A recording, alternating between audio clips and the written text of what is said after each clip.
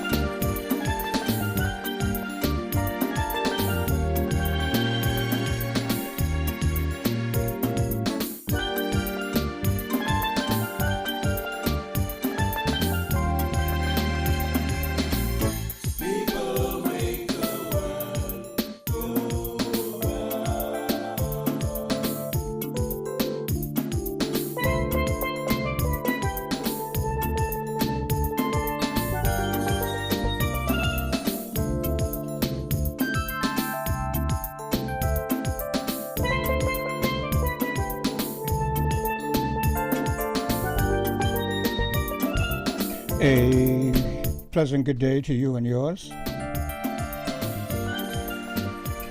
And welcome to another presentation of Inside the News. Today, Saturday, the 31st.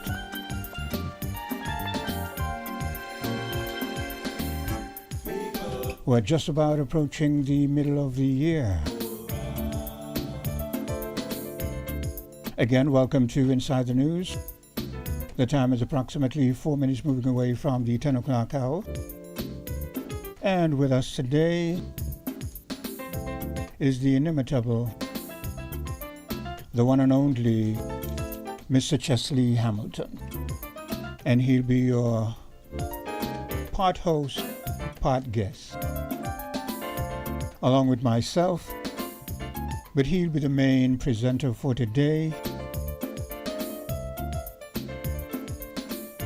And so without further ado, I turn it over to the competent Mr. Chesley Hamilton. Good day, sir.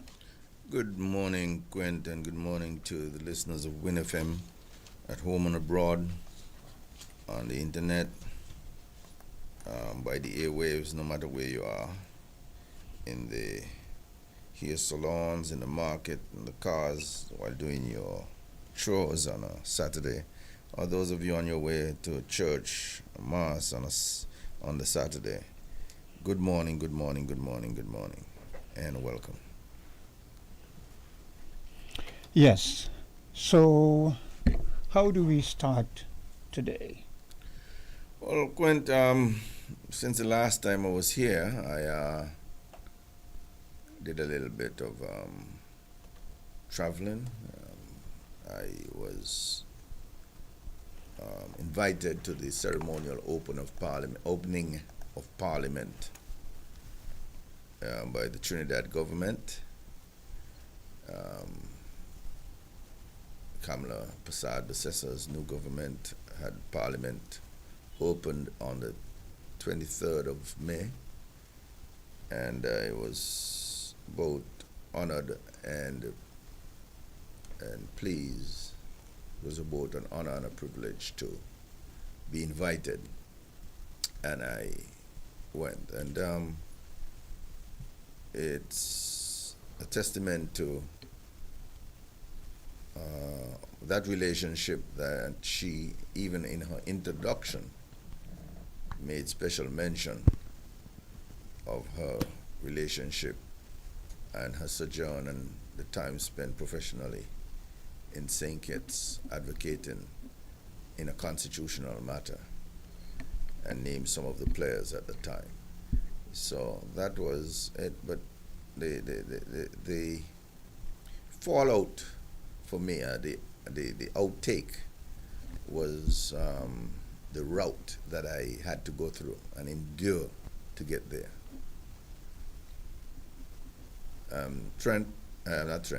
Quint, sorry. Yeah. Quint, I left St. Kitts. The ticket said St. Kitts, Antigua, but it was really St. Kitts, St. Martin, Tortola, Antigua. And then the ticket says Antigua, Grenada. Yeah. But it was really Antigua, St. Lucia, St. Vincent, Grenada. So, And then the other one said Grenada, Trinidad. It was really Grenada, Barbados, Trinidad. so was there some kind of a mix-up? No, That is the way it usually is. that is the way you have to travel these days. And, wow, that's all I can say is wow. It's a milk run, it's a Columbus trip. Mm. I left here about 9 o'clock in the morning, checked in at about 8, didn't reach Trinidad until the next day around 2 o'clock. So when you say that is how it's done these days, is that a recent occurrence? And if so, why? No, Are I you hadn't aware? traveled on Liat for a long time. Oh, okay. And maybe after 5 years of not traveling on Liat, I forgot why I had decided not to travel on Liat. I used to, if I'm going to Trinidad, I'll fly to Miami and then fly from Miami to Trinidad Yeah. because that was more convenient, believe it or not, and cheaper. And, Liat was on time, which is great, and the flight, the hostess and so on, it was very professional and good, but I mean, if it has to take me 7 different countries to get to my destination in a Caribbean, to fly locally or regionally, that something is wrong there. Something is Most definitely definitely. wrong, and may the powers of be understand that that's the frustration, and all business isn't north-south. I mean, so it's not about St. Kitts and Europe or St. Kitts and America, the U.S. or Canada. We need to do something about South-South business. Yeah. I remember Ambassador Freddie Lam doing something about that in terms of Trinidad and Venezuela and Brazil. And I would venture to say now Guyana is opening up, with resources and oil, etc. And Suriname, you hear that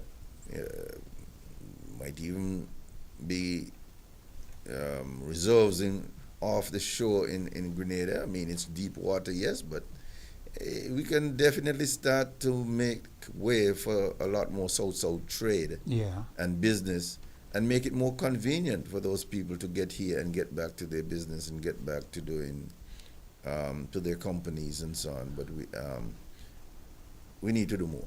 Let me cut it short by saying we need to do much better. We need to do more. And I agree mean, with we you. have Cal maybe 2-3 days a week. Perhaps we need to go to 7 days. I mean, music festival is coming. Yeah. A lot of those artists are coming here, but we might need to get more flights Yeah. because the small plane might not be able to cut it. We just need to do a lot better in doing in regional travel, and the cost and the expense. I could understand. Here we have Liat back under a new name and a new brand or whatever. It's the pride of the Caribbean now.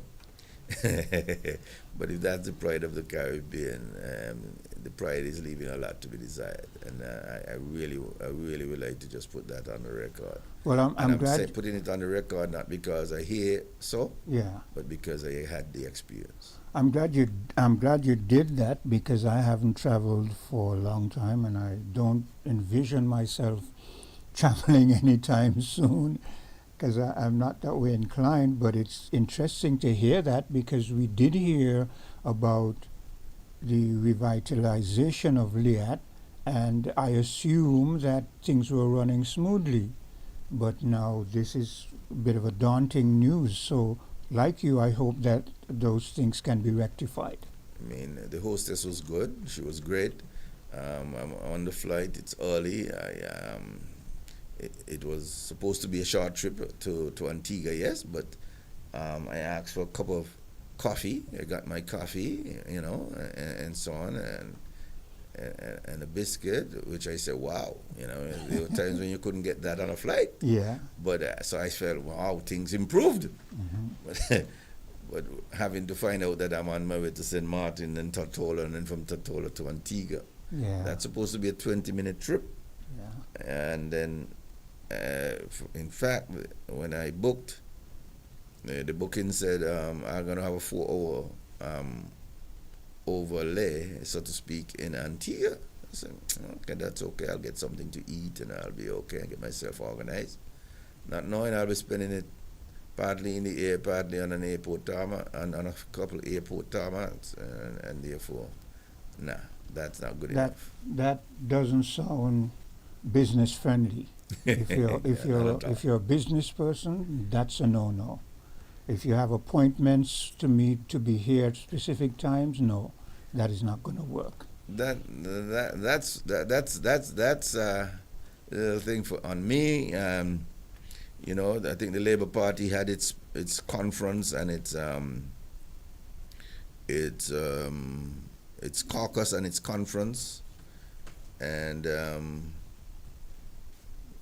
recently, and I think they might be having a church service to honor somewhat of the past and give thanks for their 93 years of existence. Wow, that's a long time. And I think time. this weekend the People's Action Movement is having its convention, and they have 60 years of existence. There's an anomaly there. I don't know if they missed the convention, but they're saying 60 years of existence and the 59th convention. So I don't know if one wasn't held in the year of COVID or something, but somehow there is that little glitch there that someone's need to explain. And they're having their convention this Sunday. Okay. At their headquarters, PAM headquarters at the Yellow House, so to speak. When you started, before you delved too much into these conventions, when you started, you mentioned your visit with Kamala Prasad. Yes. And do you want to play that bit of a clip? At sure. this point? We have a clip where, in the introduction, where she mentioned. We're saying it was well referenced. Put it that way. Okay. Thank you very much. Honourable Speaker, on my own behalf and on behalf of the government of the Republic of Trinidad and Tobago, we congratulate you on your election as Speaker of this Chamber.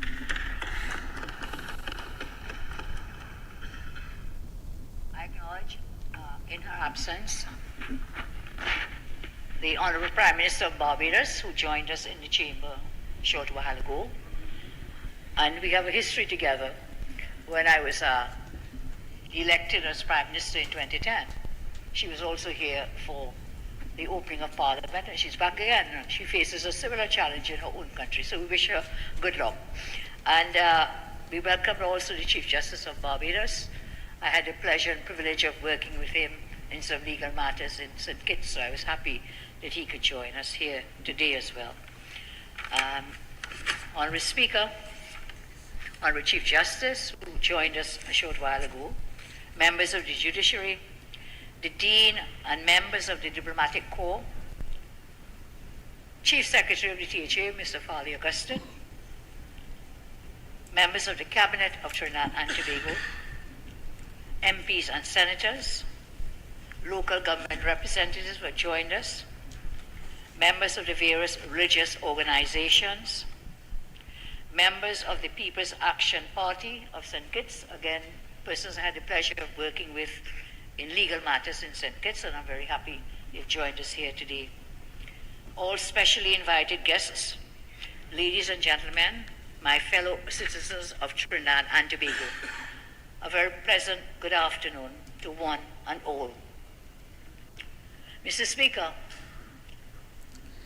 Yeah, so as I came into the chamber yesterday evening, Yeah, go ahead. so there we her history with St. Kitts was referenced in her introduction and played a prominent role in her speech, an opening speech to Parliament. And I think that shows the significant role that was played in her genesis and her rise to leadership in Trinidad and Tobago. Not only was Kamala Persad Bessessa, not only was she here, but Mia Motley, the Chief Justice Leslie Hines of Barbados was also on that case. On the opposite side was Anthony, what's his name, of St. Lucia, former Prime Minister Kenny Anthony, and people who went on to be in government, Sean Richards, Lindsey Grant, former Attorney General, all of those persons saw their rise to higher office from the genesis of the Boundaries case in St. Kitts in 2009, 2010. A case which I had the privilege and honor to be the architect of, and I say that with no water in my mouth. I remember the Denzel Douglas administration attempting to change the boundaries. My look at it saw that the boundaries would be changed, Parliament would be dissolved, an election would be called all on the same day. And I said then to the leader, Lindsey Grant, if Denzel Douglas is able to do this, then all English-speaking Commonwealth parties in opposition in the Caribbean would be, and I used one of those four-letter words. So then we got on the phone. Lindsay reached out to Mia Motley, and I reached out to Kamala Persad Bessessa. Mia Motley came. Kamala Persad said, find some way for me to sleep. I will pay my way. And yeah, I remember Mia saying to me, Chesley, if I need to move the Privy Council in 3 weeks, I will move the Privy Council. I said, wow, you can move the Privy Council in 3 weeks? But they were the lawyers for lawyers. And the Prime Minister at the time said, there was a comment that says, oh, all of these opposition leaders in the Caribbean coming here to destabilize his government. But then he went and bring Kenny Anthony, so I guess he was following, not leading at that point in time. And yeah, Mayor Motley's response to that comment was she would leave in her deep voice, you know, she said, I will leave those things outside the off stump. So she had no comment. She said, you know, she'll leave those balls outside the off stump. And I felt that was the proper way to answer that question, because she came here to be a lawyer, not to be the opposition minister or the opposition lead the opposition. But it was good times. It was trying times because these were constitutional matters. And I'm one that believe, and let me repeat myself, I'm one that believe that when someone take a constitutional matter to the court to give our constitution substantial and substantive meaning, the state should pay. Let me repeat myself. When someone takes a constitutional matter to give what is written on this piece of paper, when one takes a matter to court so that this piece of paper comes to life with judgment, with orders, with substantive meaning, I believe the state should pay because all of us benefit. Yeah, and it sets a precedent. Oh, exactly. Yeah. No use having things written on paper and you don't know what it means. And when someone takes a case to the court as did Sean Richards, as did Lindsey Grant, and bled, spend money so that all of us are better as a result, I believe the state should pay. And I could put on record today that up to now, how many years of Denzel Douglas, how many years of Timothy Harris, those constitutional matters, the costs for them have not up to now been paid. Some 11 cases that were taken during that time, no costs have been paid. And I think we all are poorer because of that. We should definitely, when we get things like this, no matter what it is, whether it is for equality rights, whether it is fundamental rights and freedom, as with Sankofa, and again, I'm happy to say that I did not do a Sankofa case. Sankofa came to me many times.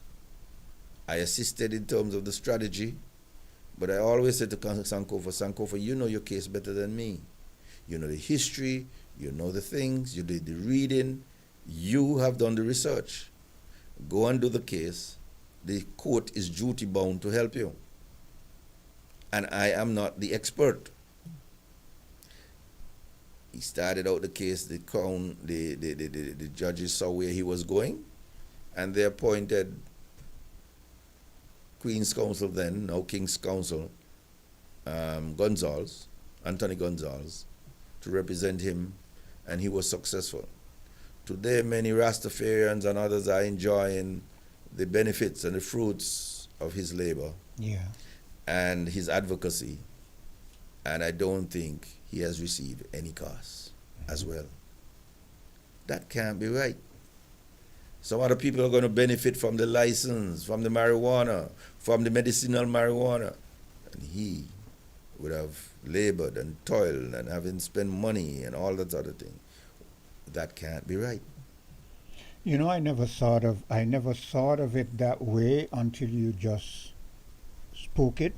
As a matter of fact, I didn't even know that he hadn't been given costs. But as you lay it out, it can't be right, because, as you said, people are going to benefit from all of the rights that have come out of that case, and he's going to get nothing out of it. Well, the reason why he reached to me is that he just couldn't afford a lawyer. Yeah. He couldn't afford a lawyer, and I couldn't be taking on the government. The government pockets are deeper than mine. And I knew what would happen. I would not have the resources to fight the government. Yeah. So I implement the strategy of saying, Sankofa, no, you fight the case.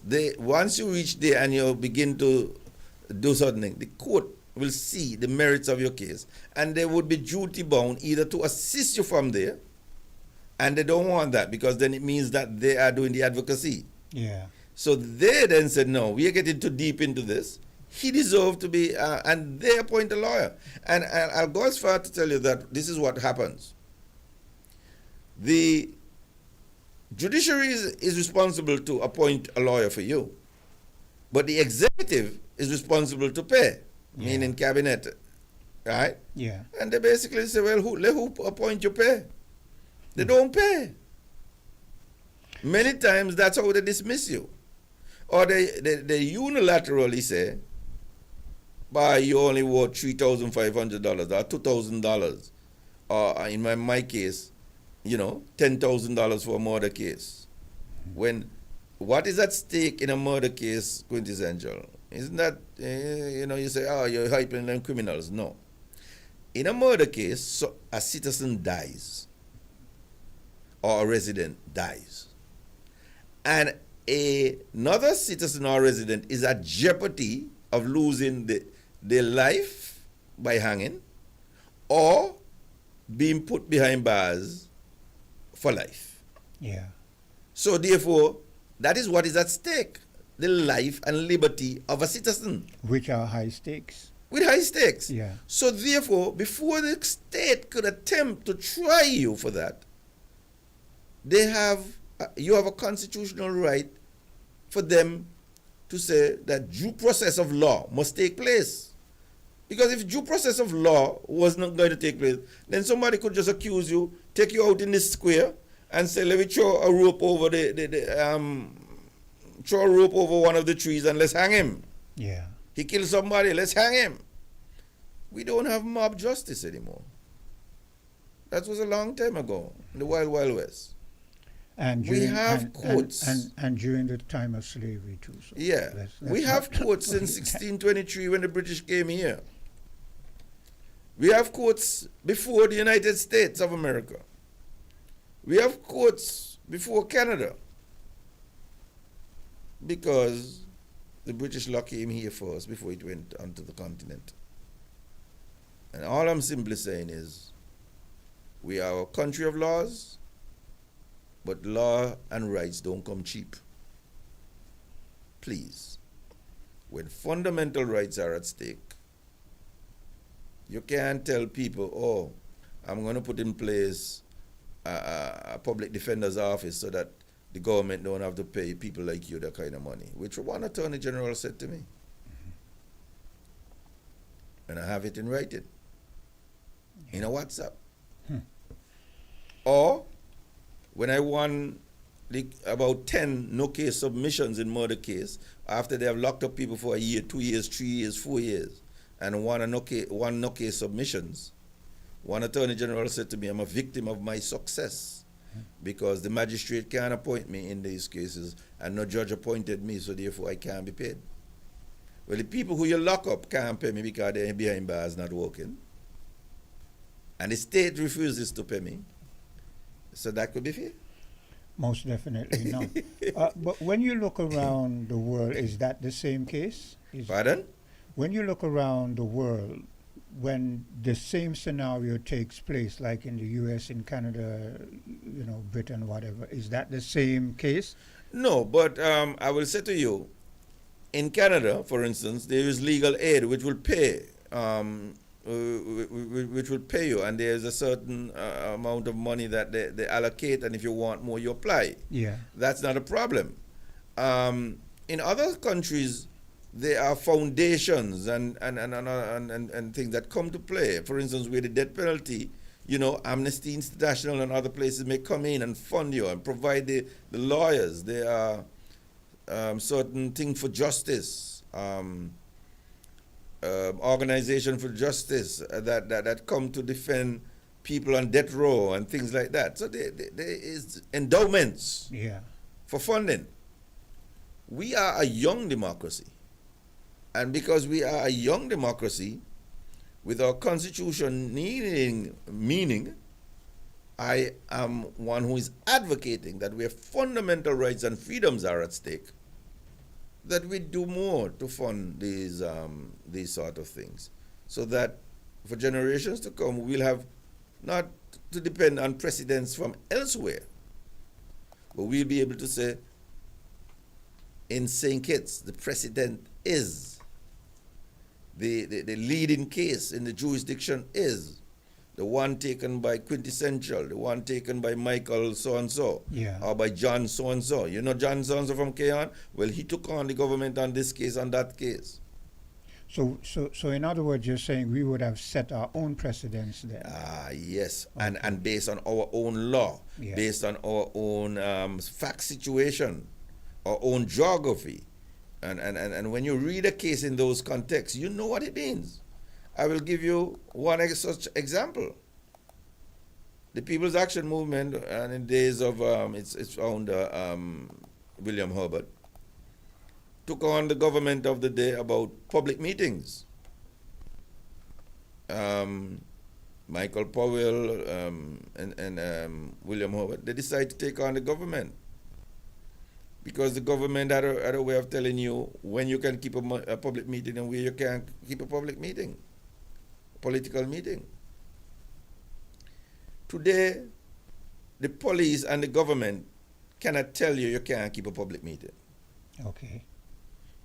The People's Action Movement can decide we're having a public meeting and we're having it at Baker's Corner. And they give the police notice that they're having that meeting. Yeah. What they need is permission to use loud and noisy instrument. Okay. Because you see, they didn't that wasn't part of the case. Yeah. If part of the case was, listen to me, analogous or auxiliary or tangential to a public meeting, is that you're going to use loud and noisy instrument, then that piece would if somebody take that again to the court, then you wouldn't need permission for that. Yeah. So what the political parties apply for is the permission to use loud and noisy instruments, not the permission to have a public meeting. I'm going to give you another little bit of fact. Well, before During you a do public that, meeting, let me just finish this one. During a public meeting, the police is under the authority of the chairman of the meeting. Yeah. So that if someone complains that you're disturbing their meeting, the police may do something. But if the chairman said to the police, listen, that person is disturbing my meeting, the police shall. Okay. Yeah. Yeah. That's the law. Yeah. Okay, what I wanted to do is take a bit of a commercial break, so let's do that. Certainly. And we'll be right back. We're different. We're 98.9. 98.9. Win FM. TDC Home and Building Depot is turning up the savings. Shop exclusive deals on Thursday, May 22nd. Visit shoptdcgroup.com from 5 p.m. till midnight. Friday, May 23rd. Get 20% off select in-store items. Mega Reward members get 5% more. Saturday, May 24th. It's our Big Tent Sale with 75% off furniture, tools, and more. TDC, your favorite retail store. Maybe it's the way the brilliant gold liquid reflects our sunshine, or how the bright blue of its label mirrors the clear Caribbean skies overhead. Maybe it's the fresh, crisp taste of this beastly cold beer on a scorching hot day. Maybe it's even the way it brings us all together. But one thing is for sure, Carib is very much a part of who we are wherever we're from in the Caribbean. Carib. It's the way we play. Drink responsibly. People make the world go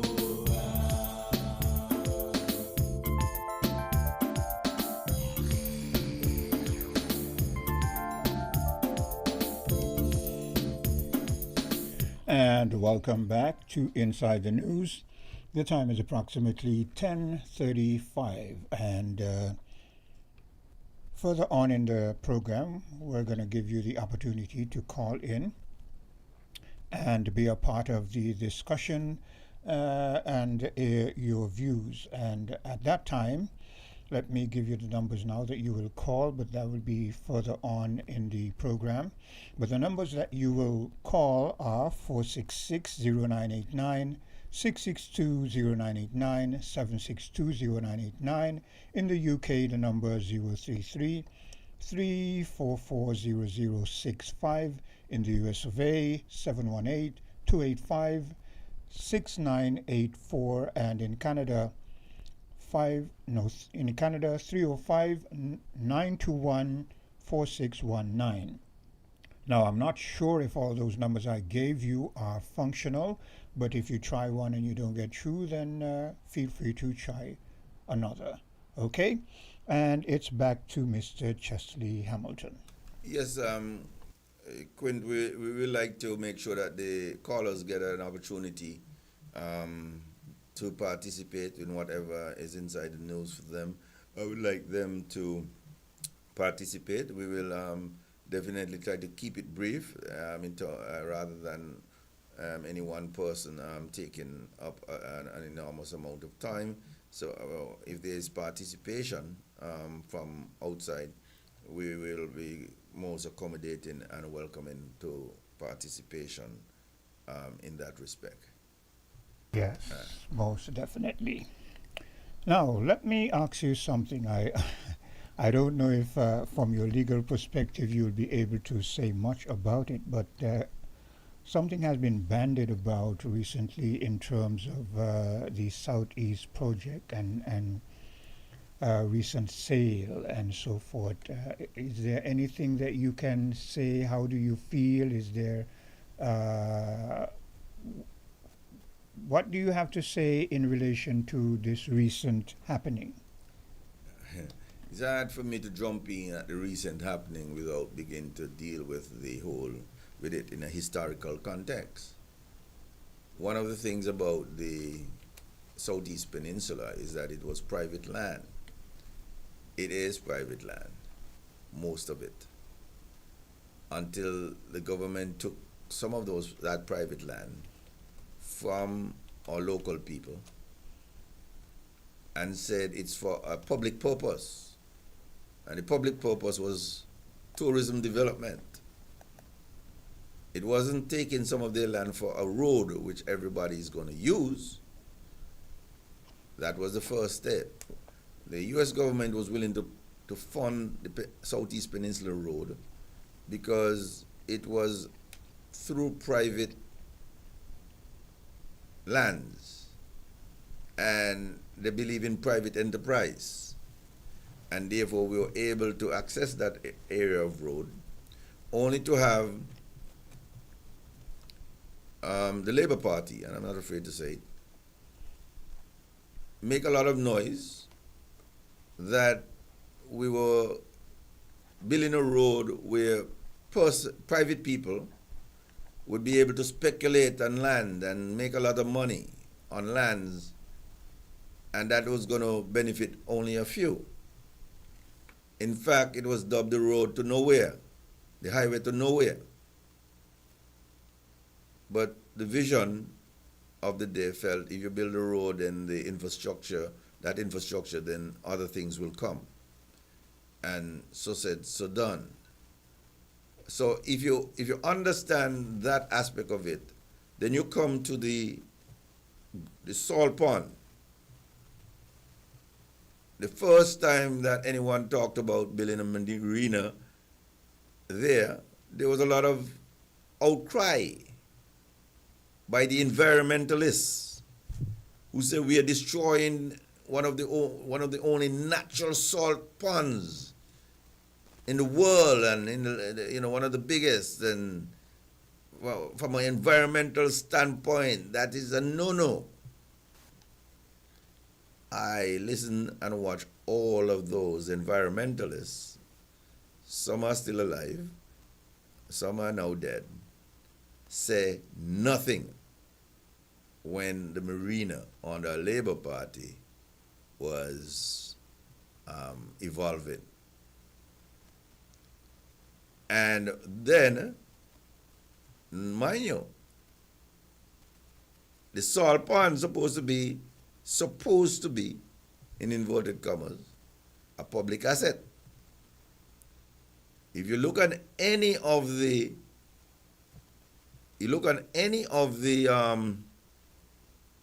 certificate of titles for the area, you will see that it forms part of a private title, a private certificate of title. So therefore, when the government took that over, or dealing with some of these companies,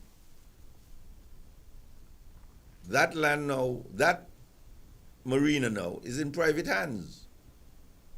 And therefore, if the government is now selling it interest in the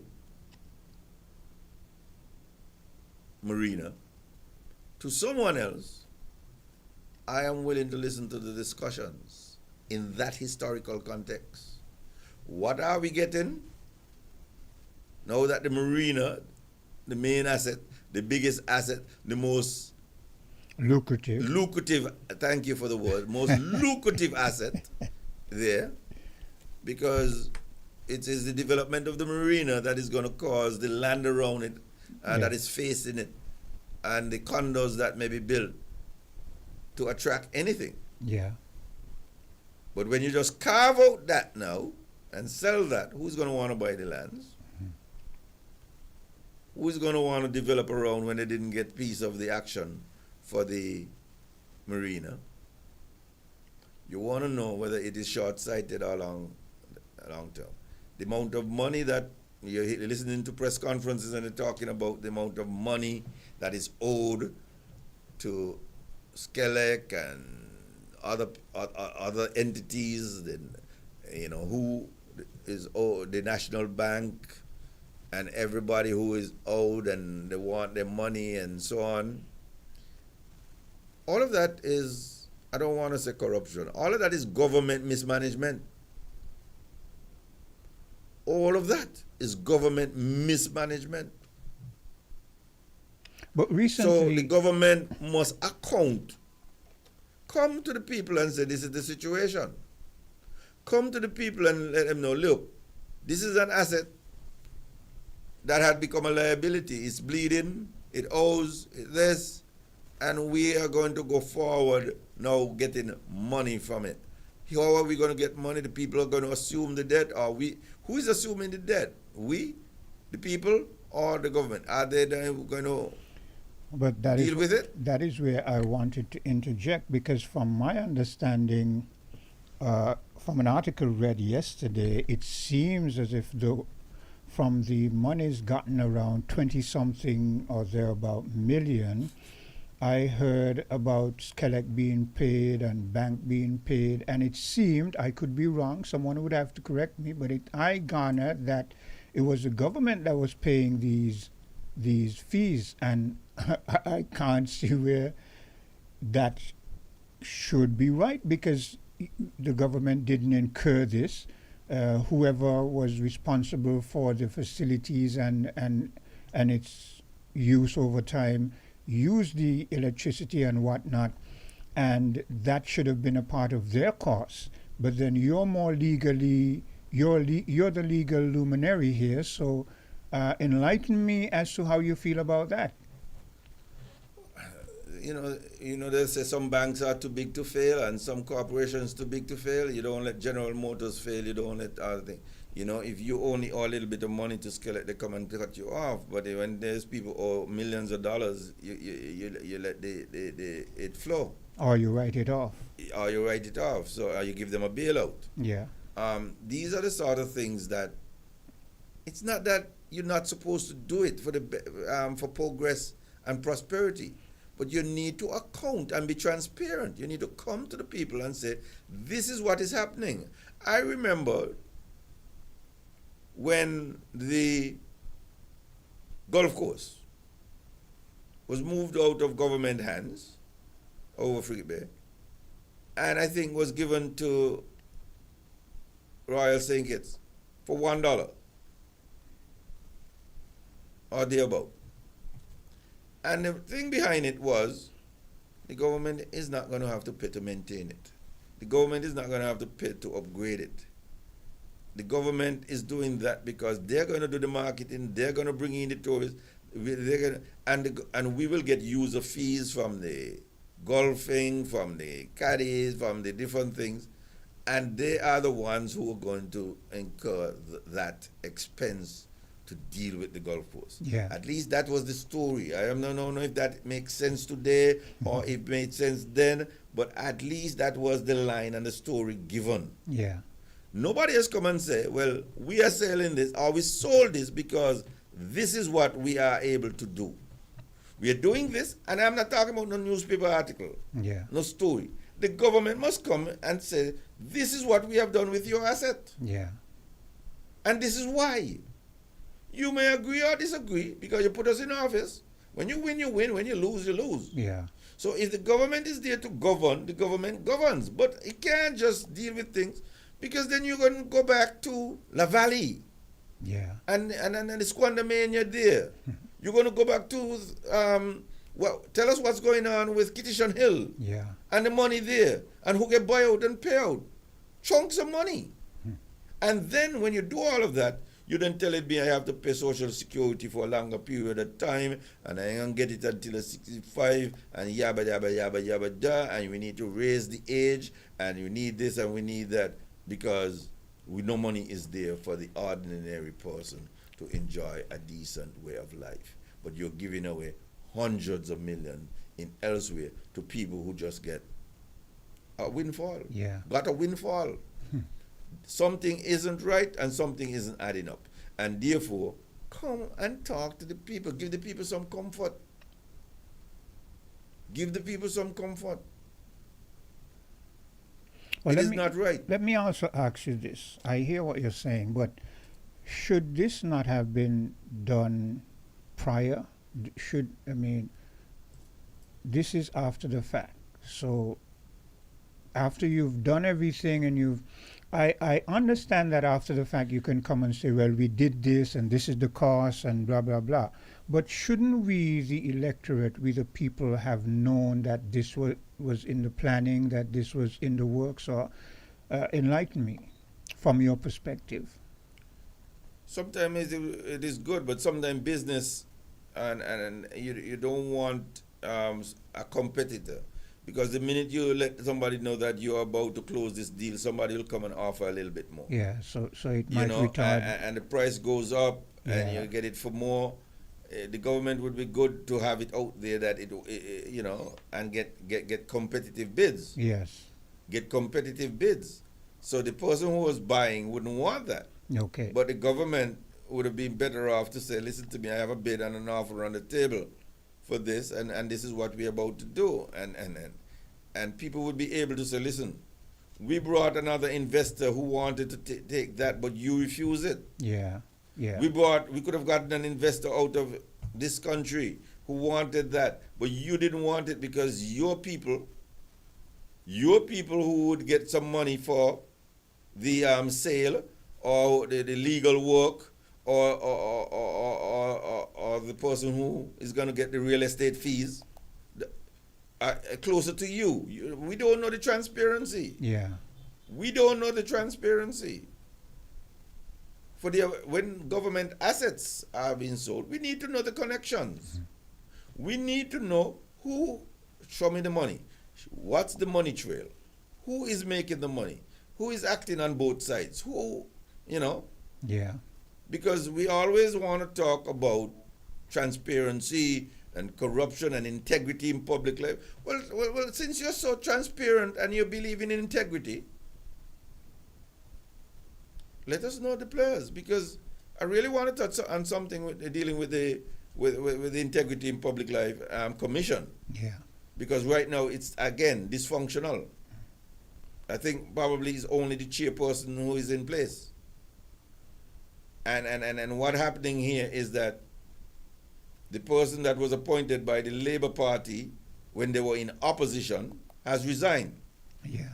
So the person who is there now is to be appointed by the opposition, and the other person who was there was appointed by the government, who is now in opposition. So they stand a chance that the opposition parties will have all the people on the have all the appointments on the Integrity Commission. Yeah. Based on how they have written the law and based on how they have done things. Mm-hmm. Now, if you write a law and you don't know that that's how it works, that's bad for you. So the government can't come around and cry and say, no, they want the appointment. It's not your appointment, it's the opposition appointment. So the opposition have the two appointments. Too bad is you write the law. Yeah. And if you ain't know what you're writing and the consequence of your writing, what you're passing, then you're not supposed to be in government. You're not supposed to have that. And therefore, the Labour Party, whether it's the Attorney General or the Prime Minister, can't cry foul now. They write the law. So the person who was appointed by the Labour Party, right, has now resigned. That's an appointment for the opposition, because they were in opposition at the time. It is not the government appointment. Mm-hmm. That statement is rather interesting, because we heard a lot of hoopla about integrity in public life and things being expedited, and now you're saying it is virtually at a standstill. It's at a standstill because the government want to make the appointment of the person who has resigned. But the appointment is for the opposition. The person who resigned was appointed by Denzel Douglas when he was in opposition. So it's the opposition appointment, not because it's the Labour person that was on the commission. Well, it belongs to the opposition. So the opposition is entitled to make that appointment. But Chesley, I'm kind I'm kind of puzzled here because we have another fiasco with the leader of the opposition. That is another very interesting thing. So how do we deal with that situation now? Well, a famous person described our situation as constitutional incest. You know, but it is not unique. There are some people who like to feel like it's unique. It is not. The great United States, in the early years and the early development of the United States, the Rockefellers, the Hamiltons, etc., it's called the New York-Philadelphia connection. Yeah, I'm remembering. The New York-Philadelphia connection, where the Rockefellers and Alexander Hamilton and so on, they intermarried and they were part of the state legislature and they were part of the federal government. These people could write their own money. Not only was Alexander Hamilton, Secretary of the Treasurer, and almost operating like the first Prime Minister of the United States, while Washington was just being the president, right? But he had connections to the Rockefellers, and the Rockefellers ran New York and so on, and therefore they ran both the state capitals and the federal capitals. These people could write their own money. They were into railroad. They were into banking. They were into everything. Yeah, we know that. We know the names. Yeah. You know, so therefore it is not new. What will you like to say? Oh, that was then, and that was not good, and therefore we now want to bring more integrity. We only want to bring more integrity to things when black people are in control. When white people are in control, it's good business. And I am free to say so. If you want to call me prejudice and bias, please go ahead and do so. I went to school with them. I know what I'm talking about. Follow the money. Follow the money. We could have, they could have citizenship by investment. As in Canada, it's $1 million. They give you $200,000 tax credit over a 5 years period until you get back your $1 million. That was the first program. The United States and Delaware and so on, they have theirs. You know, they have different things and different ways.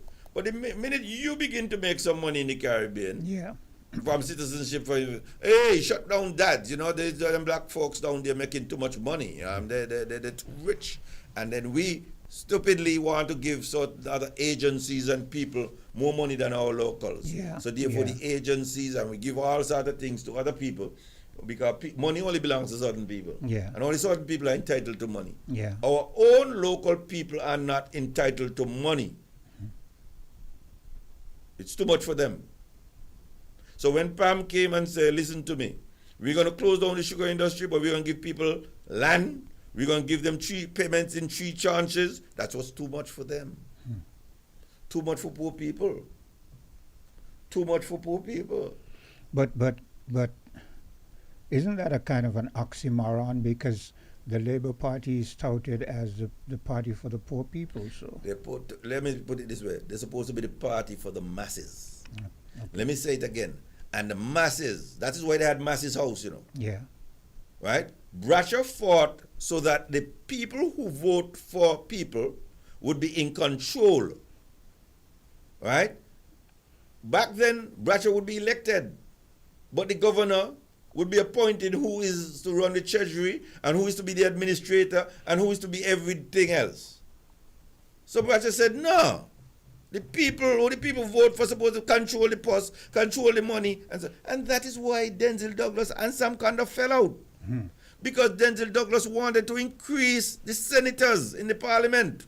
The appointed. And Sam Conda said, no, me as a Labour man believe in the masses, and those who are elected supposed to have more power than those who are appointed. And we have gone right back to giving those who are appointed the greater power. Look closely. Who running the agendas are those who are appointed. And I'm not afraid to say it. Just ain't afraid to say it. Let me tell you something. The legislative agenda is an appointed person. The marijuana agenda, an appointed person. Right? Whether it is religious, medicinal, or whatever. It is an appointed person. The sustainable development is my good friend. You understand? Yeah. Dr. Clark, right? And everything here is sustainable development, follow the money. Okay? It is an appointed person. The things that are being forefront of this bus are by the appointed people, not the elected people. Give the elected people the power. Make the appointed people, whether like in the junior ministers, parliamentary secretaries, so on, let them be answerable to those who are elected. Because when you don't do that, that is not the Labour Party. It's amazing I'm giving you a history lesson about the Labour Party. But I could. Because my grandmother, my grandfather's wife once said to me, Chesley, somebody passed down here and called me Labour dog. This is Mrs. Grant, Emil Grant's wife. She said, Chesley, somebody called me Labour dog, but I want you to tell them it's the puppy them running Pam. Because Lindsay and I was the chairman, Lindsay was the political leader, and we were supposed to call her husband grandfather. I'm just telling you, Emil Grant opened his shop and gave Labour people oil for the lamp. Come and trust, because the 13-week strike was not going to fail. So I have more Labour credentials and pedigree than most. Yeah. And that is why I'm going to stay here today and let tapes begin to run. Let the tapes begin to run. Marcella Liebert is practicing law for more than 30 years. She has been a partner of a law firm. She has been Speaker of the House. She has been elected as an MP, and now she's Governor General. Why should Marcella Liebert have a Queen's Counsel or King Counsel attached to her name? Cut that, put it there, because Chesley Hamilton says she has affected law in this jurisdiction more than anybody. Let me say it again. Maybe Dr. Brown in terms of his advocacy before the courts. Yeah. Other than that, Marcella Liebert has affected legislation and the law more than anybody, and she deserves to have a Kessie next to her name. Both as Governor General, her assenting, as Speaker of the House, I think the only position she hasn't had is Clerk of the House. Yeah, she's worked her way up. Affecting our jurisdiction, affect our jurisprudence. Yeah. And I'm not afraid to say that. Labour, people don't know the history.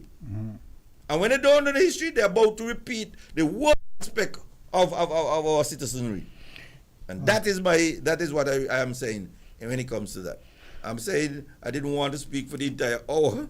I wanted to take some calls before 11 o'clock, but as soon as we come back, let's please open the lines. Yeah, I prefer that we take the calls in the second hour. Wonderful. Give you time to elaborate, because I saw the phones lighting up. MC means master in control, master of control, and that's you. Yes. So we're going to take a bit of a commercial break, and we'll be right back.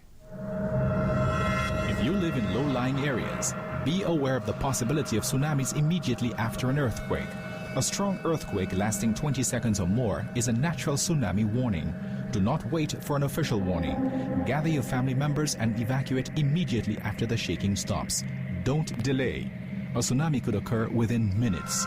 This message is sponsored by the Australian Government, AusAid, and produced by NEMA in collaboration with WinFM.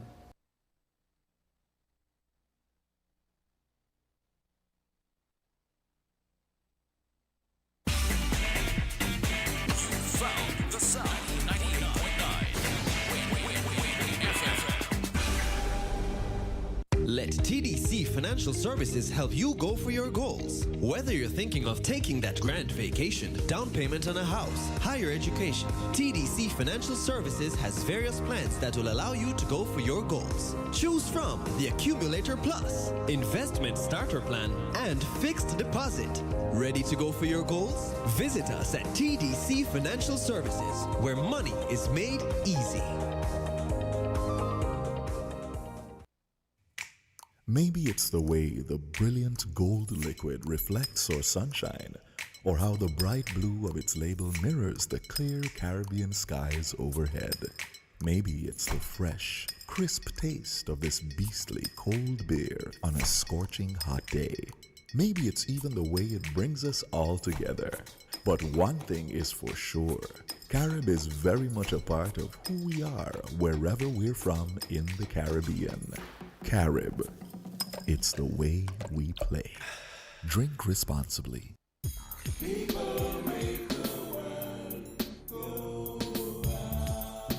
And we are back with you. The time is 2 minutes past the 11 o'clock hour. I see the phones lighting up. Let me see if I can take our first call. No, caller, you are enticed to call back. Let's, in the meantime, take it back to Mr. Chesley Hamilton. Yes, Quint, I ended with the issue of the Governor General. I mean, And we have that caller back, wonderful. so let's see if we can... Hello, caller? Yes, hello? Yes, go ahead. Yes, good day, man. Good day to you and the guests. And I want to thank the gentleman for coming back on again. You know, he seems like one of the only persons in the Federation that's advocating for, you know, equal rights and justice. You know, we're looking at this Christoph Harbor situation here. And in my mind, I'm going to put it straight out there. I'm going to ask the people of St. Kitts and Nevis, or the guests and yourself, why all of these things are happening that seems like it's going against the citizens, right? And the citizens themselves doesn't seem like they care about what's going on in their own country. I mean, it's all good that we're on here talking every day, but where is the agitation in the streets? I mean, if the citizens are so dissatisfied with how a government is performing, why aren't the people hitting the streets and protesting peacefully? They have a right to protest. Why aren't they exercising that right to put pressure on their government? Let me say, I haven't read the article about the Marina, but I heard Quint said something around what, $29 million? 20-something. I can't be 25. specific. 25. Okay. All right, let's do something easy. Let's go up to $30 million. If that property is sold for $30 million, you're telling me that the government couldn't offer the people of St. Kitts $10 million worth of shares. The government take 10 and then attract somebody else from overseas for $10 million. You're telling me that $30 million you couldn't give the people a third of that? I always advocate for you to give the people shares. We take up money and we say we're paying dividend for citizenship, for investment, dividends, and we paid out this much amount of dividend. I would tell any government, don't give me no cash. I do not want no cash. Just give me some shares in Skelec, or give me some shares in the cable, or give me some shares in Christoph Harbor. Give me some shares in these assets, because that's how you create generational wealth. Yeah. That's how you create generational wealth. I don't want $1,000. The $1,000 going poof tomorrow. Yeah, Give me some shares. Please. Caller, make your point and then hang up, because we're going to try to entice as many as callers as we can, and then you can always call back. Go ahead. Okay. Government is faking out the people. You're breaking up. You're breaking up. Yeah. Maybe you could try calling back. Yeah, you're breaking up. Yeah. Yeah. Try calling back. We seem to have another caller. Hello, caller. Thank you, Brother Quint. Yes. Good morning, Mr. Hamilton. Caller, before you go Good morning, ahead. Mr. Quint. Good morning to all the listeners. Caller, before you go ahead, we want you to be concise, make your point, and then hang up. Go ahead. Go ahead. Yes. My name is Winston Welcome, and I'm listening keenly. Now, let me go straight to the attorney. Now, in respect to the Christoph Harbor deal, based on what went down from the beginning of that deal, where our money was lent to an investor. The investor came with nothing. And be mindful. There is a rhyme that we grew up with. Chili, chili, bam, bam, sitting on a fence. Try to make $1 out of 50 cents. I don't know if you're familiar with that. You should. Now, this investor came in, and our government partnered with him by lending him our money to take this chunk of land that was deemed to be private, and the land was eminent domain because they took the land from the private owners as an interest, a national interest, because of the plan for the Southeast Peninsula. If I may add in, I am the first petition was selected to work on that project. And Redondo Construction was the contractors, the physical contractors on ground. I'm not going to give history about that. But the way the deal went down, if Christophe Harbour didn't come in with nothing, why would Christophe Harbour to jump now after all these time? First of all, they should have came in with their money, not take our money and try to make money from our money. Was there a title signed to deem it proper? That Christophe Harbour could do as they feel? I am saying to you, I am not aware of the arrangement. I know you're not saying Christophe Harbour, but before Christophe Harbour, I think there was Ubege, and there were other companies. So therefore, I just don't want to get, without the title documents in front of me, I don't want to get into finger pointing about who get what and who made what deal. So therefore, I'm being very careful not to go into these things. You may know more than I do, and I'm not afraid to say that at this point in time. But I cannot really, without the documents in front of me, say to you, this is what transpired. And that is why I'm calling on the government to set the records straight and be transparent and speak to the people.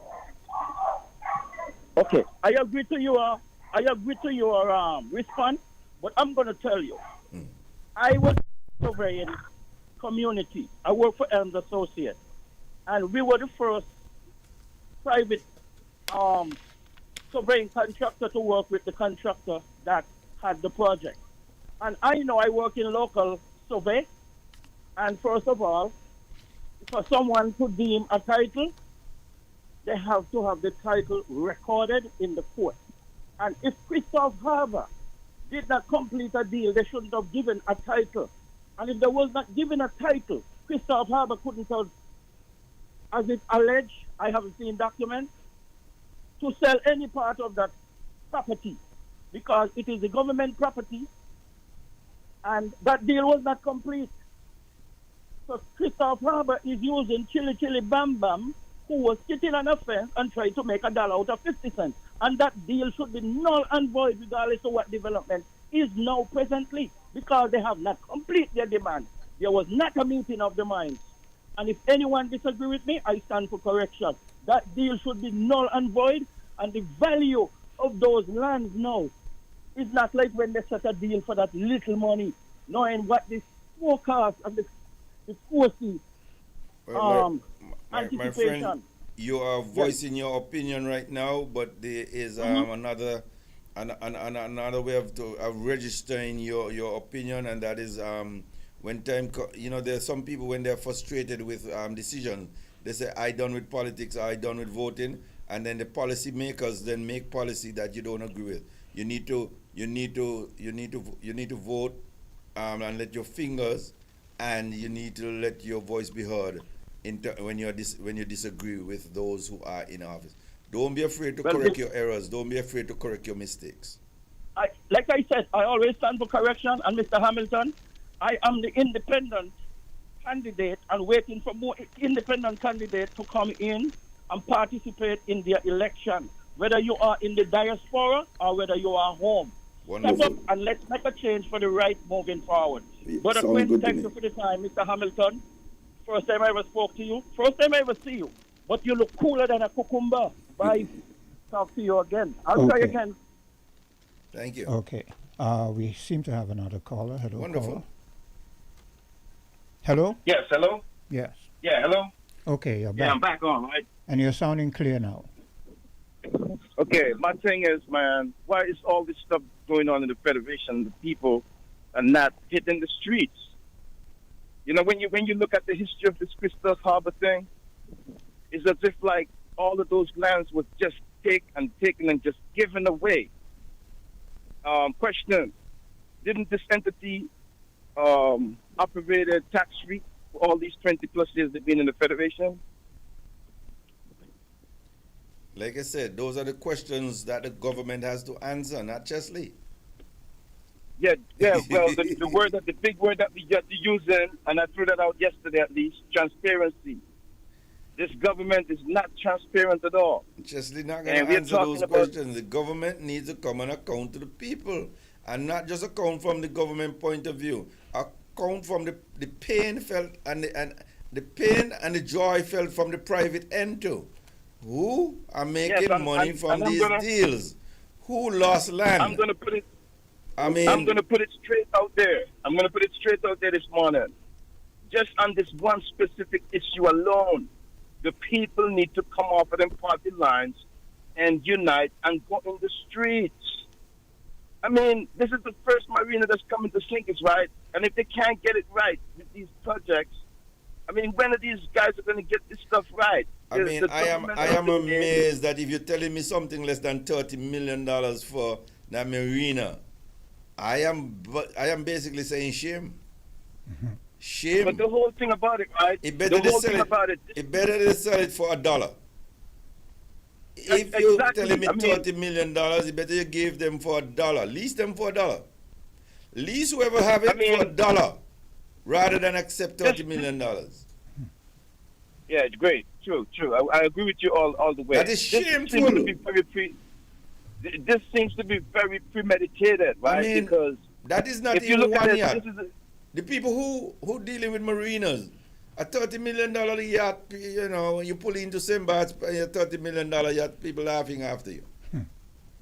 This is why I'm saying this looks to be very premeditated too, because when you talking and throwing out them big words talking about sustainability and sustainable, right? You gotta be looking down the road like 20 years. I mean, this is a developing marina. If you sell that marina for $30 million, I am crying shame. This marina hasn't gone anywhere yet in its life. They are developing this marina. So therefore the marina is going to expand.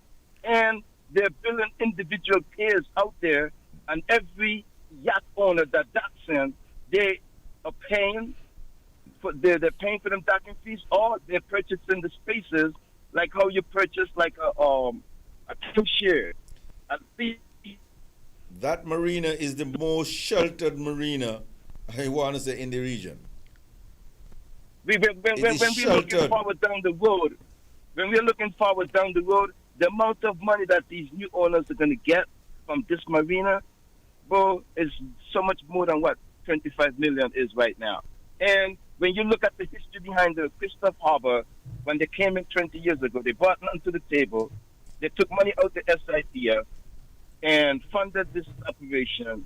And the value of the property is going up, has gone up tremendously from back then.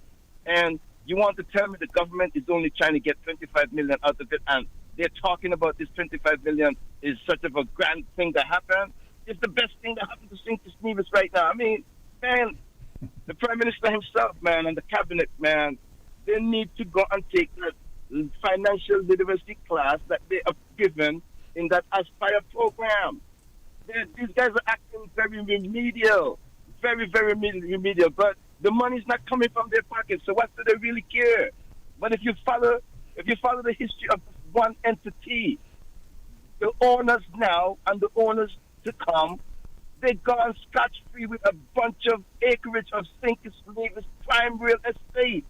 And the individual figures that the Prime Minister put out and talking about, Skellig was owed this.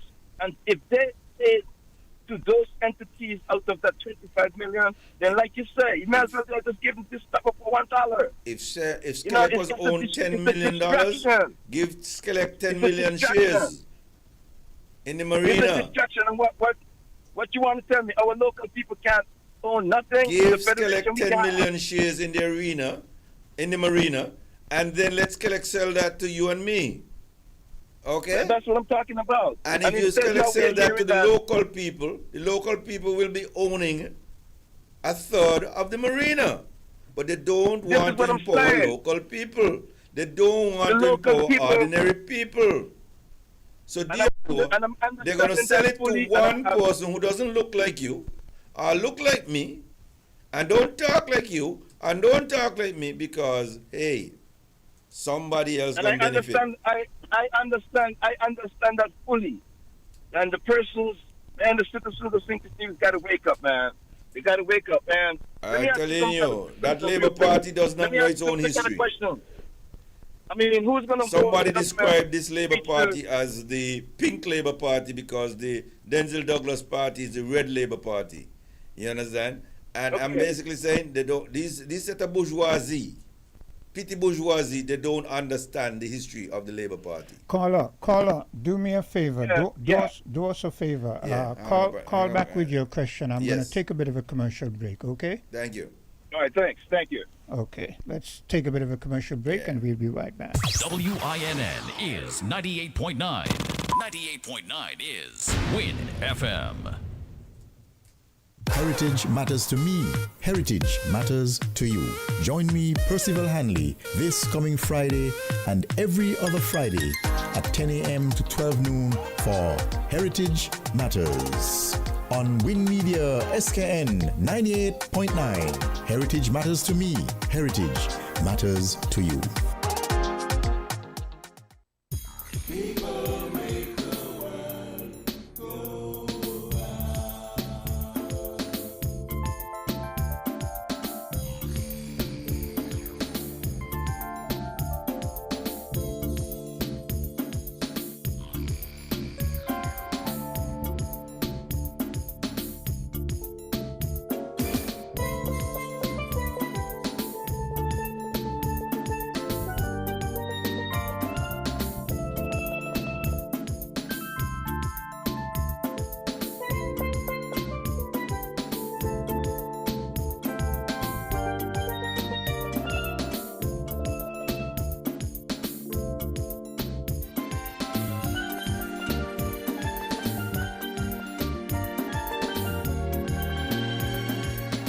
You're in tune to Win FM 98.9. The time 90 minutes moving away from the 11 o'clock hour.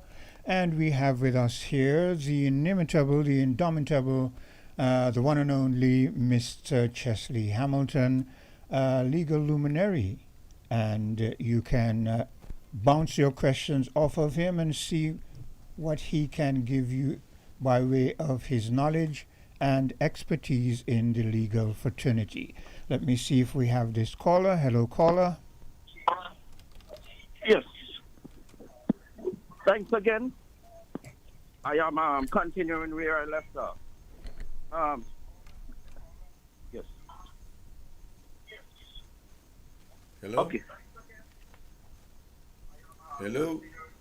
Yes, okay. Let me proceed. I know Mr. Hamilton claimed he has to have facts in front of him before he could make any decision or concrete assumption. But I will say this. In my view, we are the political leaders to throw their weight on this matter. They are silent. My friend, we will need a question also. You have already put the issue of on the table. Let someone else either put another issue inside the news on the table or chiming on the issue of the marina.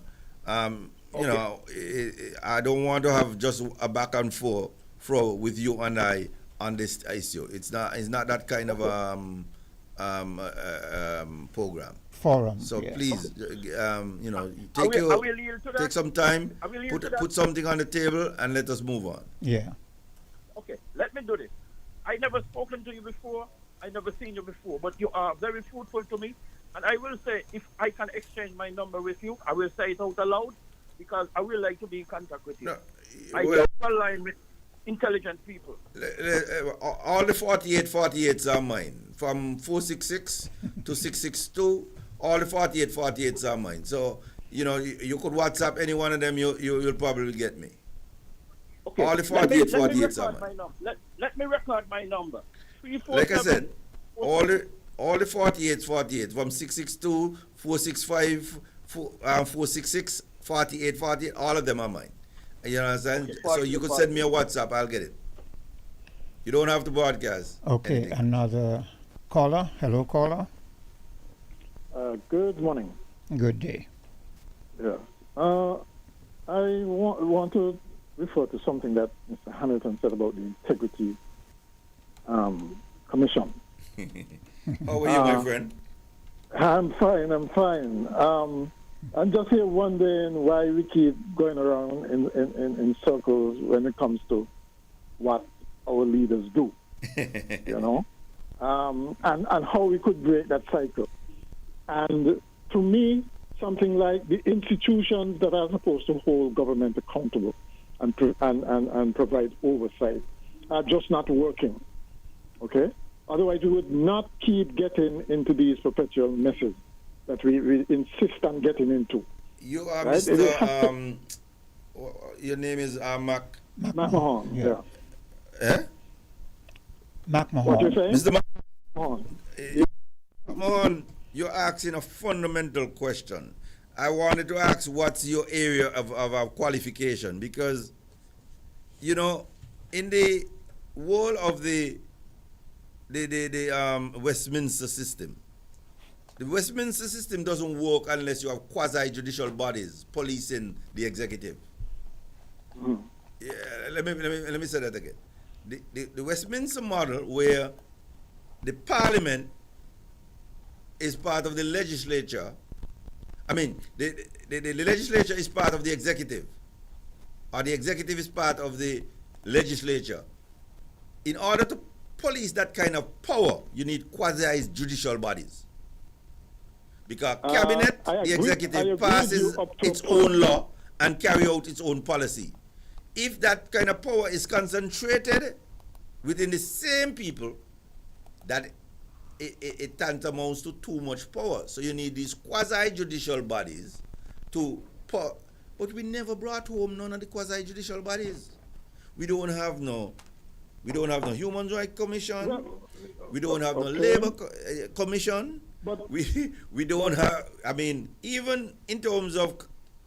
You look at the electoral and boundaries commissions, who have to give them money? Who have to deal with their budget? Even the judiciary. A lot of people don't understand that the magistracy is part of the executive. The magistrates report to the PS in legal affairs. And the AG. The magistracy is part. Let me finish it. The magistracy, that is why you go to the magistrate for a liquor license. What liquor license got to do with justice? What does liquor license have to do with justice? It is still part of the executive. A matter of fact, when you had objection hearings and so on before, you used to go to the magistrate. But again, a constitutional case said, no, the government can be doing this judicial function. So that's how you don't have the magistracy dealing with some of this. You have supposed to have independent quasi-judicial bodies, independent of government, dealing with this. But if the government don't fund them, don't give them a chair, a desk, pay their rent, give them paper, give them pens, how are they going to work? We are making a mockery of what these things are. And when you say these things, you know what people tell you? Well, I say it was under PAM. He said it was under the Unity. He said it was under Labour. Yeah. And well, we all that. So you ask the question, why are we going in this circle? Because people like you, Mr. McMahon, am I getting it right? Yeah. Mr. McMahon, people like you need to step up and demand more, and be part of these discussions to demand more of our elected leaders, our representative, our government. We have to demand more. Mr. Hamilton, I heard when you asked what am I involved in otherwise? Or my area Yes. of right. You know, Well, I don't think I've really met just you saying, in person. I think just saying I'm a citizen Yeah. of St. Kitts and Nevis Yes. is enough. You don't have to go any further than that. Wonderful. Okay? Wonderful. But apart from I that, like that. But apart from that, okay, I am fully aware of what you're talking about. It was no less than a previous speaker who came straight out and made the observation that, well, the judiciary is not really independent because the executive pay their salary. So I know what you're talking about. I mean, he was at least frank and honest to admit that, well, I can't really be impartial because somebody else paying me. Okay? Now, apart from that, though, I agree with what you said about the other quasi systems that is supposed to support governance. The thing is, right, we inherited the Westminster system, but we did not inherit, or we certainly don't carry out the philosophy of it, in the sense that, you know, that in that Westminster system, ministers, even the Prime Minister, resigns at the drop of a hat. Even the whiff of something, of doing something wrong, is enough to trigger a resignation. That would never happen down here. And I'm saying that has nothing to do with the systems as such. What it has to do is with the integrity of the people who are serving. Okay? I don't think it's just one thing. They're being accountable. I hear you, because a lot have to do with the people in these offices. But if you don't have processes and systems in place to trigger things, then the power would be concentrated in the individual. You'll get personality politics as opposed to process, institution, and principles. And who are responsible to institute these principles? Because I know that nobody who's about to be hanged is going to give the hangman any rope. Okay? No, it just wouldn't. Which takes me back to the Integrity Commission, the reality of what exists now. It is supposed to be a judge, I think, or some person like that who chairs it. Then there's a government representative, and then there's an opposition representative. It's a three-man commission, correct? Yeah. In our situation as it is now, where we have the Premier of Nevis being the leader of the opposition, what kind of commission do you think we can get? Well, bearing in mind the reality on the ground now, where the Premier is beholden to the federal government. What kind of opposition, what kind of commission do you expect to get? And also bearing in mind that the leader of the opposition is supposed to chair the Public Accounts Committee. You're going to have, essentially, you talk about incest. Nothing is more incestuous than what we have right now. Okay? And I'm saying that somebody, you mean none of them can realize or realizes that something is wrong here and do something to correct it? And I'll call out in the Governor General. You mean she cannot see that something is fundamentally wrong here, and therefore, because she has the final pen, either protest this her job is or ceremonial, whisper to somebody that not executive. something is wrong. Her role isn't executive. She could suggest. I listened to the speech by the president of the Trinidad Parliament, and she made some suggestions, and she could only make those suggestions in what she would like to see in the legislative year. She was asking them to reconsider the demerit point system. She was asking them to pass things for power of attorney, and so on. And she was literally asking that these become part of the legislative agenda, but she cannot dictate and she cannot go beyond that. I am simply saying she has presence and influence. Right. Just coming out and saying it, right? But should be enough. You believe that when some people believe the Governor General gives the throne speech, so to speak, or the opening of Parliament, that she could put in a few lines for herself?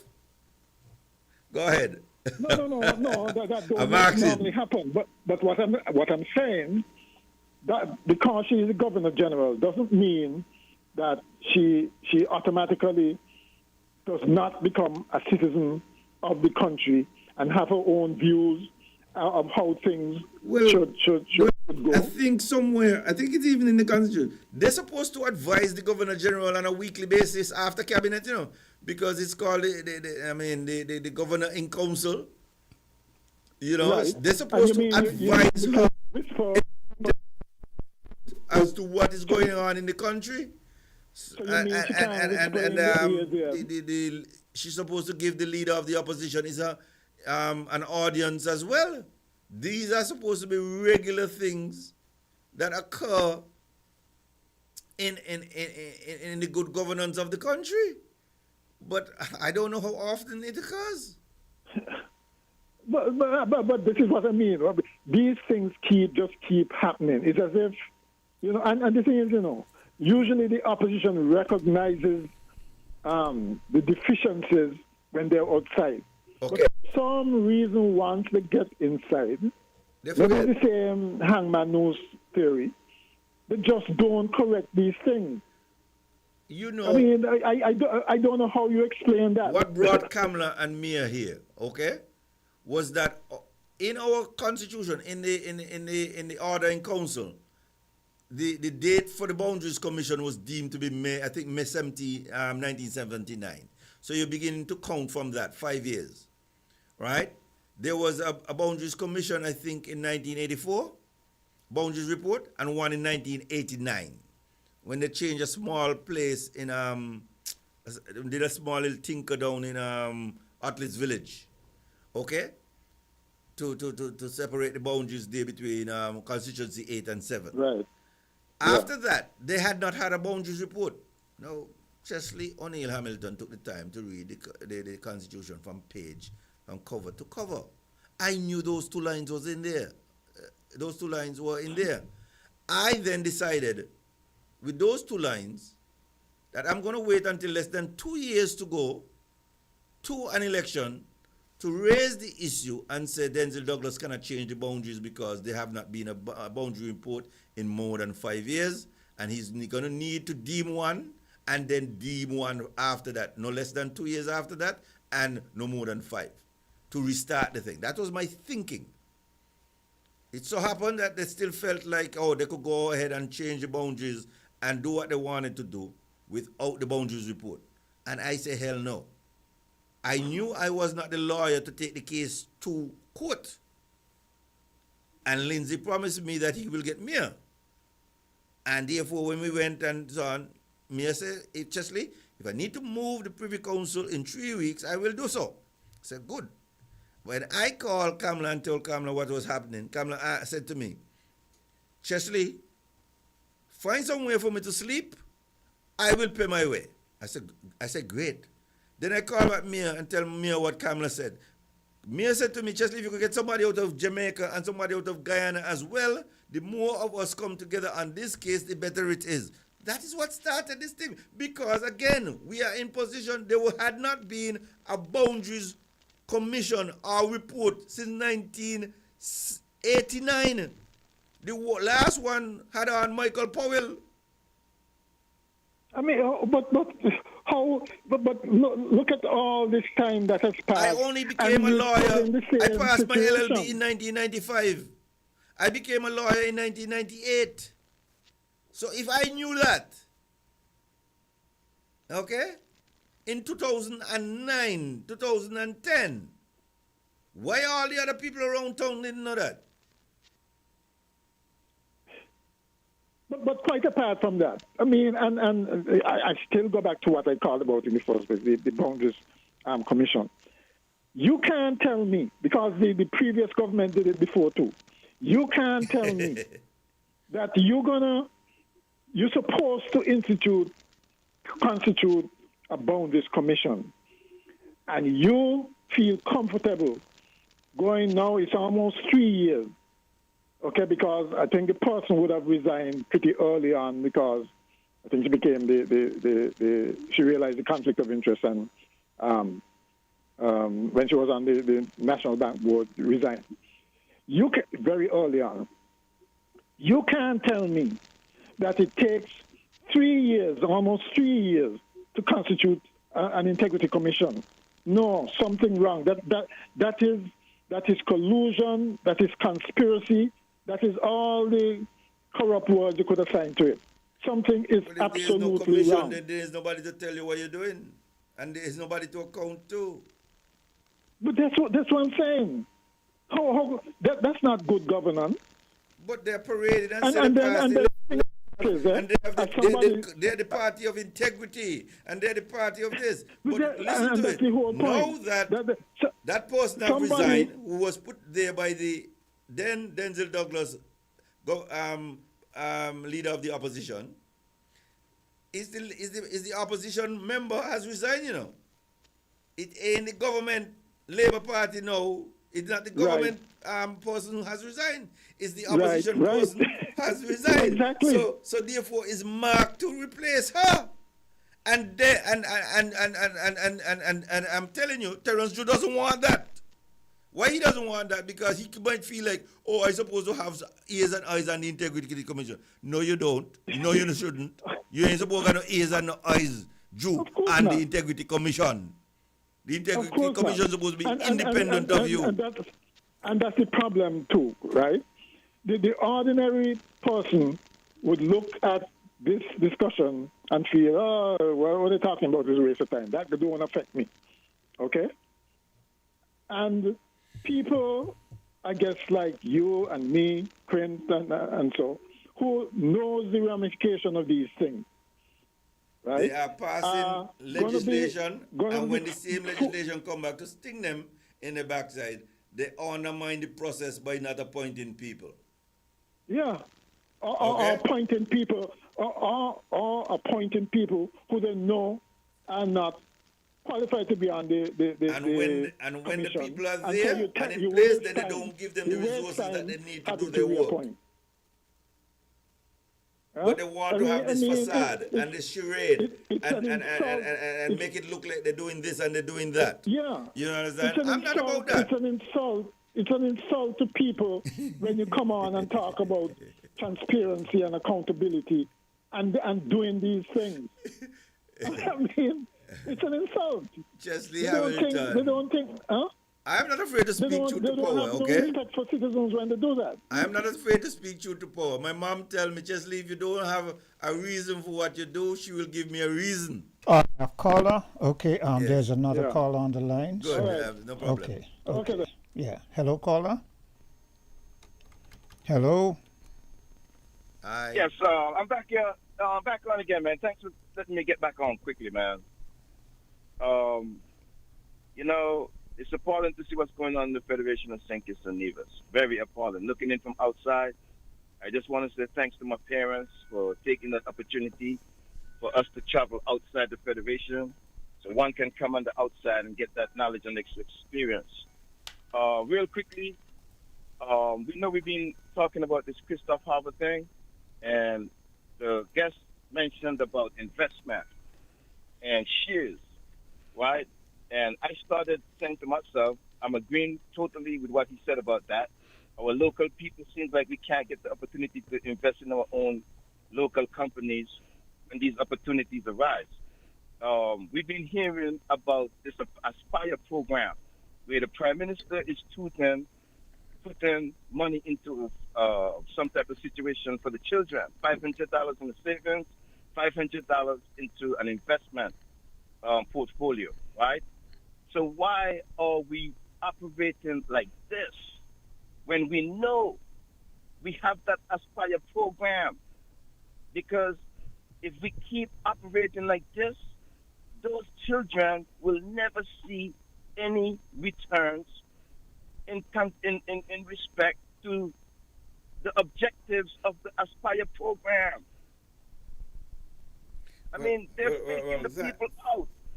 Thank you for that, because, during the campaign of 2022, I was the one who said, listen to me, I don't want no $1,000 cash. Give me $1,000 worth of shares in either Skellig or the cable. I said that. I said every Kittitian should have 5 sources of income. Every one of us. Your main job. That's exactly correct. Listen to me. Quint will have his main job here. Quint will be able to lecture in broadcasting and the technical aspect of broadcasting at the CFBC. So that's 2. He may be in partnership with somebody else. That's 3. He may have a house and therefore he has he has an apartment beneath it. So therefore that's 4. And he's supposed to be able to have shares in companies. That's 5 sources of income without taxing himself beyond any kind of reason, without showing that he is greedy or anything.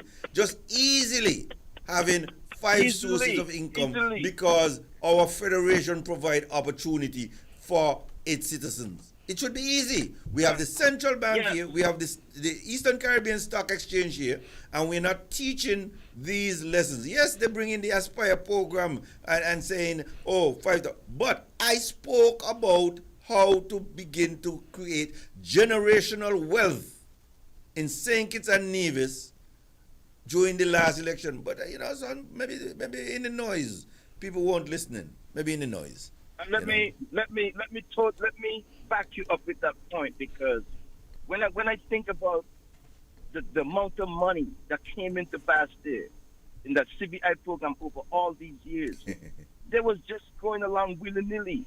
They never put the proper framework in place so the citizens can enjoy the fruits of their citizenship. So one thing when I reference the Aspire program, yes, we are talking about our kids, but what about the adults? What about the adults like you just mentioned? There must be adults also, because the opportunity is there. I agree with you. When you look at the Christopher Harvard stuff, the opportunity is there also for the adults. Stick a pin, caller. We did this with the railway. We gave it to a foreign private enterprise. We didn't say, well, let's just take the railway and give the citizenry, the former sugar workers, a piece of the action. That's it, man. We did not say that. Over and over. So we're going to do that with the railway. We're doing it with the Marina. What next? Skellig is next. Listen to me. Skellig with the renewable energy is going to be next. Somebody going to come in with desalination plants and begin to sell water to the water department when it becomes a company, and you're going to say, and we're going to say that is okay too. While the local people, let me know when I can talk, man. While the local people, the ordinary black man and black woman and Rasta man in the ghetto, the ordinary people are not going to be getting the benefits, and then we're going to form. We're gonna form these businesses for marijuana, and we're gonna do the same thing again, because we don't like our own. We don't like to create generational wealth for poor black people. I'm gonna I'll yield to you. Let me know when I can speak. Go ahead, speak. Well, be brief. Okay. Be brief. Be brief, because there's another call. Let me just try to wrap up a little bit there. Yeah. I'm going to totally agree with you, and this is where my head top is. And the citizens of St. Kitts and Nevis, they got to put their mind on top of these things here, what's happening, because the financial aspects of things, because, man, the opportunities for the locals are drying up slowly, and the oligarchs going to run St. Kitts and Nevis in the near future. And lastly, man, I'm going to segue a quick 10 seconds away from the topic. And that Brian clause that I'll be talking about is coming down to these same behavior patterns of our leaders. If the local politicians and the ground are operating like this, man, the moment you start lying, you break your oath already. Thank you cannot tell me you're going to black certain citizens out and then other citizens are operating like this in control and in power. But thanks a lot, man, and you guys have a good day. You too. Yeah. Hello, caller. Okay, we lost that. Do call back. Chesley, you want? Okay, we have that caller back. Hello, caller. Yes. Yes. Let me turn this volume down. I have two devices.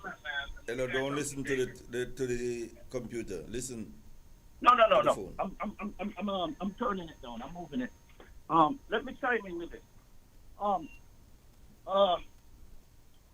My colleague just now mentioned about the CBI. Mr. Hamilton, if you were in an organization that controlling something, and there were rules and regulations, and somewhere along the way, something has gone bad, and you hear corruption, you hear it is not going well, wouldn't it be your business to find out what is going on if this is true?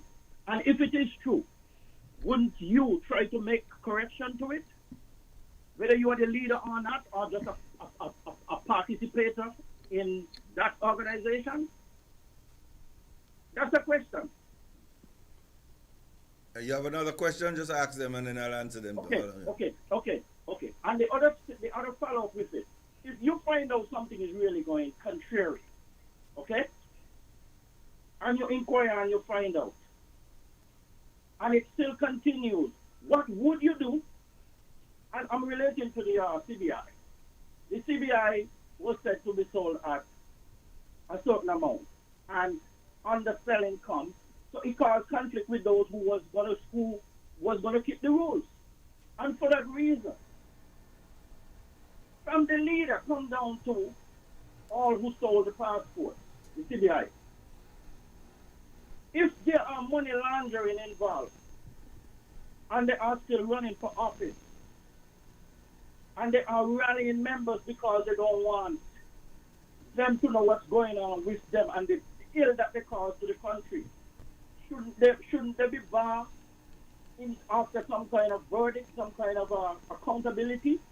Should they come forward and be apologetic for misleading the people? Because those political leaders, and we describe them as recycled politicians or misfits, they have misled the people and they continue to rally.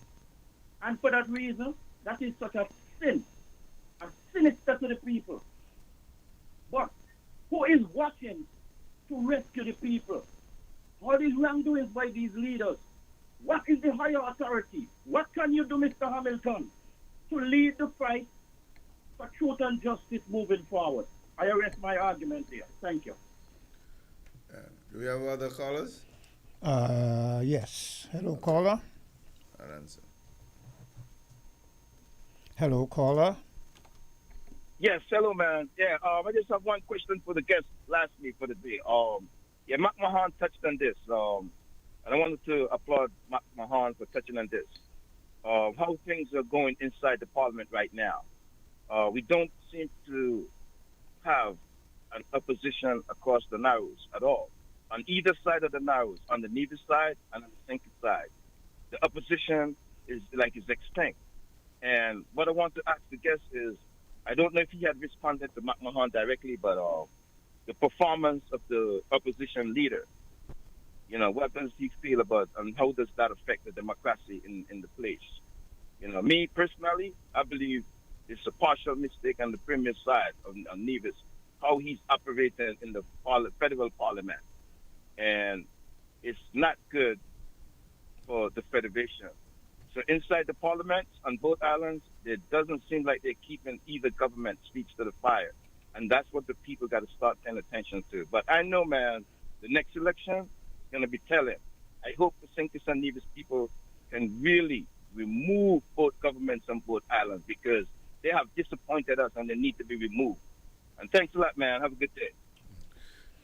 In terms of if I'm in an organization, if you're in an organization and you don't like, nobody's putting a gun to your head. You know, you can resign. If I'm into an organization and it's supposed to have audited financials and the books are not audited, I'm not going to put myself up to run again. I'm going to resign. I'm not going to be there because I don't play people money. If a book's supposed to be audited and they're not audited, I don't have to be there. I can say thanks, but no thanks. I don't have to be there. So, you know, you talk about money laundering. I'm a criminal defense lawyer, and sometimes it's not when you get in trouble you need a lawyer. You need a lawyer before hand to advise you what to do and what not to do. Business should see legal representation and legal advice as part of the cost of doing business. So I'm just basically saying to you, you don't have to be there. You know, they say, he who steals my wallet steals trash, but he who steals my reputation steals all I got. So therefore, that's what you do. You don't put up yourself or stay within an organization if you see that the organization is not doing what it's supposed to do or what you think it's supposed to do. You say thanks, but no thanks. You don't have to even destroy the organization from within and split it and that sort of thing. You just ease yourself out. You say thanks, but no thanks. You move on. You move in a different direction. You redefine yourself. You don't have to. I don't have to define myself by some umbrella organization. No, I'm an individual. I'm Chesley Hamilton. That is why I say my reputation is all I got. And if you come after that, then you want to see who I really am. You know, don't mess with my reputation because that's me. In terms of the last caller, he asked something about the opposition.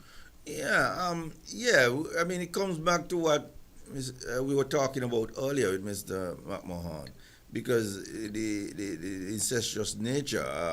One of the things, if they want to pass legislation, it's not a constitutional issue.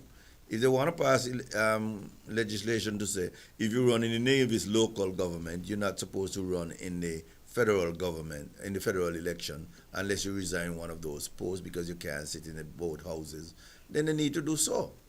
But at the moment, the Nevis local government is the Nevis local government, and they're the one occupying the federal seats. And therefore, they don't have any opposition. The opposition have been able to break through because of, the problem within the NRP. But those matters will be solved by the people at the polls, The voice of the people is the voice of God, it is said. I disagree with that. And some people disagree, and I respect that that disagreement.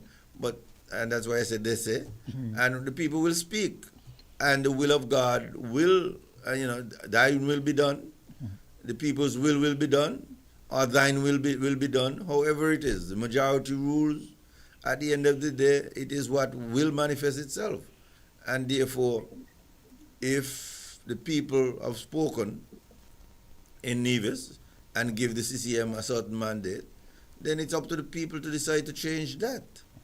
And I can't argue with it. The Constitution says certain things. I'm a person who believes in the constitutional document. But if you need to reform the Constitution, change the Constitution, then be serious about it. Be serious about it. You have another caller. Hello, caller. Hey, good morning. Earlier, there was discussion about Secret Harbor and this $25 million. In due respect, no one knows what the Marina was sold for.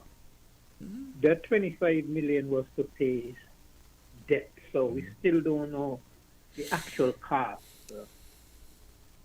that the property was sold for. So I think we need to distance ourselves from that. I am not telling you what it was sold for. I do not know what it was sold for. I am simply saying to you, whether and I use my own figure. I simply say if it's 30 million, and I then break down my 30 million in thirds. I simply say a third could have been sold to local people, a third to the government and institutions, and a third to the private investors, and therefore the ordinary man could have a share in his marina. I don't care if it's 300 million. We could raise $100 million locally. So I'm just letting you know. Whatever it's sold for, it could have been split into shares and shares distributed. That is how Burkina Faso was able to pay off its national debt. That is how things are done. You issue bonds, you issue treasury bills, you issue things that your people can buy into rather than foreigners, and then you're able to say, listen to me, I'm going to pay my debt with this money that I have from my local population. The local population has some wealth, and they can deal with it. You could put systems in place to say no one person could own more than 10% of the shares, whatever you need to put. And caller, why should we? Okay, we don't know the full figures, but why should we distance ourselves from it and not ask the question to what is the total cost and so forth? And again, you said that this 25 is to pay debt. So should we be given monies and then told that it should be paid debt, or should the debt be paid by the person who purchased the property, exempt from that 25 million? Those are the questions we query. There are questions to ask and there are questions to be answered. And I do agree with you. Quinn? But,